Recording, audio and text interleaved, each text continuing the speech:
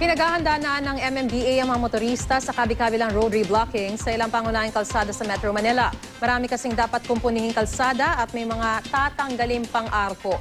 Mula sa EDSA Makati, may ulat on the spot si Steve Dailisan. Steve?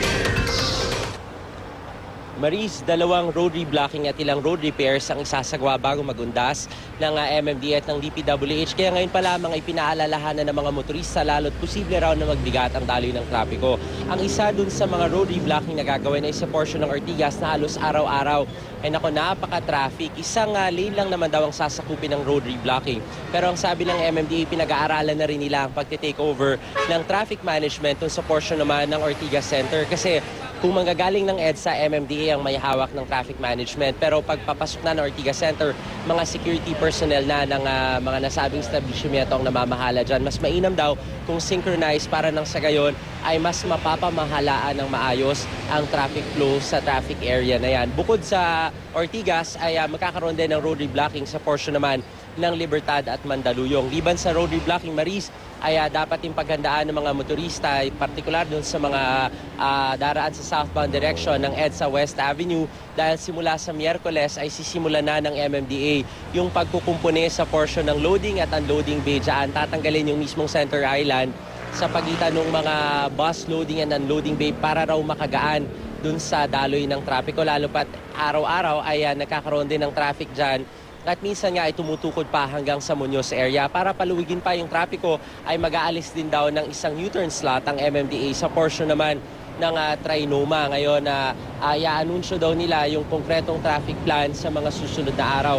Ang isa pa sa mga dapat paghandaan ng mga motorista ay kapag pagkatapos nitong makeover sa West Avenue sa bahagi ng EDSA ay yung interchange naman na gagawin ng DPWH dahil napag-usapan na rin daw yan sa NEDA board nitong Biyernes. Kaya aprobado na yung proyekto.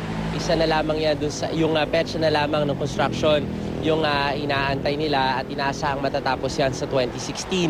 Ngayon, anytime this week din, Maris, dun sa mga kapuso natin na dumaraan naman sa portion ng Quirino at ng Osmeña kung saan ongoing ang construction ng Skyway Stage 3.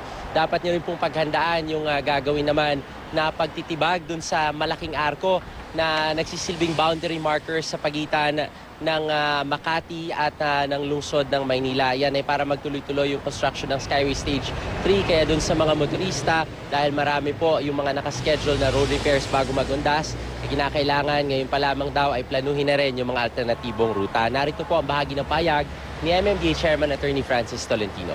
Ang magagawa lang natin dyan i-remind ang DPWH, contractors nila na mag-comply sa timetable nila. Baka naman ang timetable December, talagang tama lang yun na ginagawa nila. Kaya lang, hindi dapat iwanan na magiging magpo-post ng danger sa motoring public. Maris, bukod doon sa MMDA traffic app, ay pwede rin yung i-download yung accident app ng MMDA na ni-launch last week. Nitong Friday, mga nasa hanggang 99 accidents daw naitala dyan. At makikita nyo real-time yung mga accidents. Kaya mas mainam na mapaplano nyo ng mahusay ang inyong biyahe kung malalaman nyo rin kung saan yung area na nagkaroon ng aksidente dahil madalas nagkakaroon din ng traffic build-up dyan. Yan muna ang latest mula pa rin dito sa lungsod ng Makati. Balik sa'yo, Maris. Maraming salamat, Steve Dailisan.